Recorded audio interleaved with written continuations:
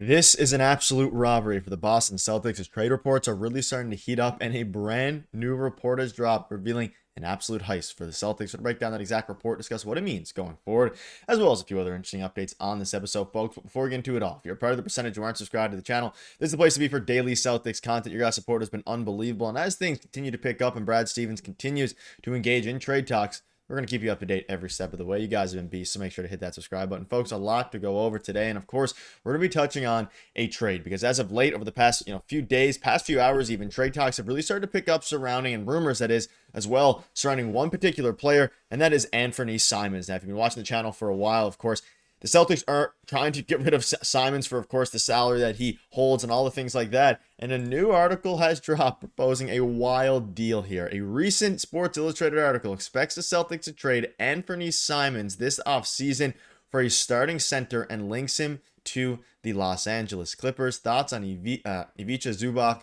in Boston? So Zubac's obviously a very, very good center. And if Brad Stevens can pull this off, this would be a highway robbery. And you can see this here. Celtics predicted to trade a $100 million guard in blockbuster move. Now, I will preface this by saying this would be an absolutely fantastic move for Brad Stevens. Now, is it super likely? Let's dive into it. So you can see this here. The trade was done, of course, with Celtics acquiring Anthony Simons for salary purposes. Simons is set to make $27 million next season, the last year of his deal, several million more than Holiday is expected to make. And Holiday's deal is also a multi-year. Of course, that's why they got rid of Simons.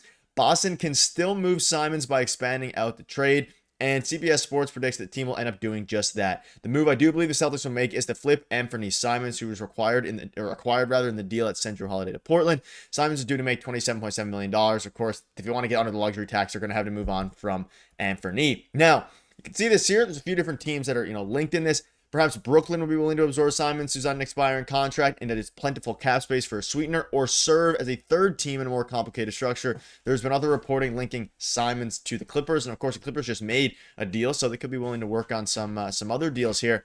And it makes things very interesting because, of course, if Anthony Simons is traded to the Clippers, you would want someone like Zubac back, especially given the fact that the Celtics at this juncture need a center, and they still desperately do. Now, if you're the Clippers, you'd probably want, you would definitely want more assets than just Anthony Simons back in a deal. However, he is 27 years old. He provides some scoring, especially now with, Norm is gone, all those different things on the Clippers. It becomes very interesting, but also he has an expiring contract as well next season, which could be something that the Clippers are interested in. Now, as we look at Ivica Zubac, this is, it becomes very, very intriguing because you look at him last year. You're buying as high as humanly possible on Zubac. He's coming off of the best year of his career by far. All defensive second team, 16 points a game, 13 rebounds, 3 assists. He's an absolute beast. And that's why I'm not saying this trade is super likely or that the Clippers are necessarily actively shopping Zubac. But the Celtics do have the assets in theory to get it done, though they would have to, of course, probably give up some more capital and things like that. Now, for Zubac, he played all 80 games. He's a starting center in this league. He's a top 10 center in the NBA. He can't stretch the floor, but for a team like the Celtics who desperately need depth at the center position, or even rather, they need a starting center. Of course, right now, Luka Garza, they acquired him, or signed him in free agency. You have some other guys, Neemias Queta, but this is going to be a bit of a gap here. But if you want to grab someone from the Clippers, it would make a little bit of sense. And of course, we know that Tatum is missing the upcoming season.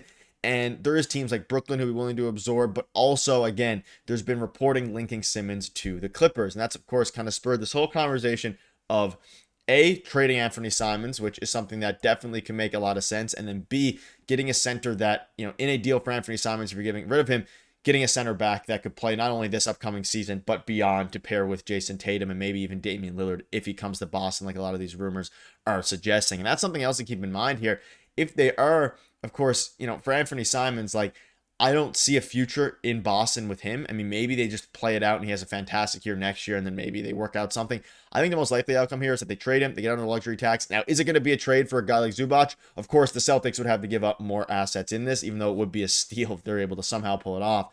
But they're going to need a center, and they also need to, of course, prioritize what's going to be happening next year. A lot of rumors surrounding Damian Lillard to Boston. And of course, if that happens, him and Tatum can kind of rehab together and things like that. But of course, on the other hand, there's also the idea that next season they want to remain semi-competitive in that retool year with Derrick White, Simons, Brown, Niang, and Garza. So a couple different avenues that go here. they could add assets on top of Anthony Simons and let him walk, or you could also go the route of, getting rid of him in like a dump to a team like Brooklyn. So it's going to be very, very interesting because, again, Zubac is an extremely good center. He has a ton of value. There's not a lot of centers available. I mean, Nick Claxton, Walker Kessler, guys like that. I mean, Nick Claxton's another name to keep an eye on. Might even be more likely, depending on, of course, what Clippers are trying to do. Whether their salary, they just basically dumped. They didn't dump Norman Powell, but they got rid of him because they didn't want to pay him his extension, and he was coming off of the best year of his career. So it's like Clippers are making some interesting moves, and I think ultimately for the Celtics, if you can somehow pull off Zubac for Simons,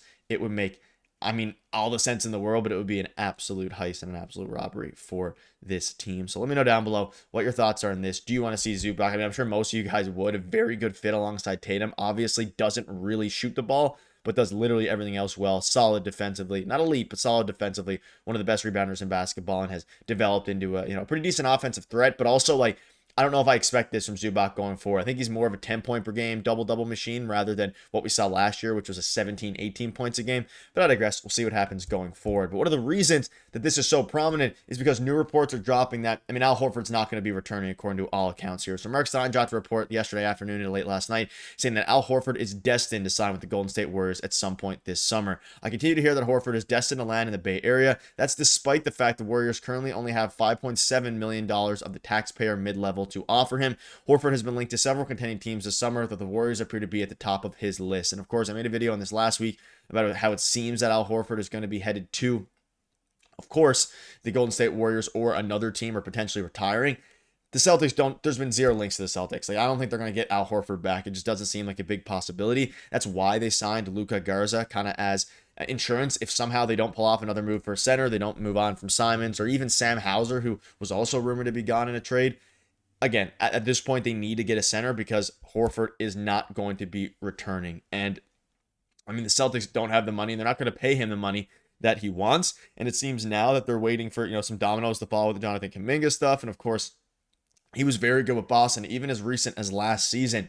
But just the way that this team is built right now, I don't know if Al Horford would want to join a retool year for the Celtics in one of his last years of his career. And I don't know that Brad Stevens, I'm pretty confident that Brad Stevens, everything we heard, wouldn't want to, at this point, pay him the money that would be required. We know he wanted Luke Kornet back. We know he wanted to retain a lot of those guys that ended up leaving, which was, Al Horford, Luke Kornet, a lot of those guys.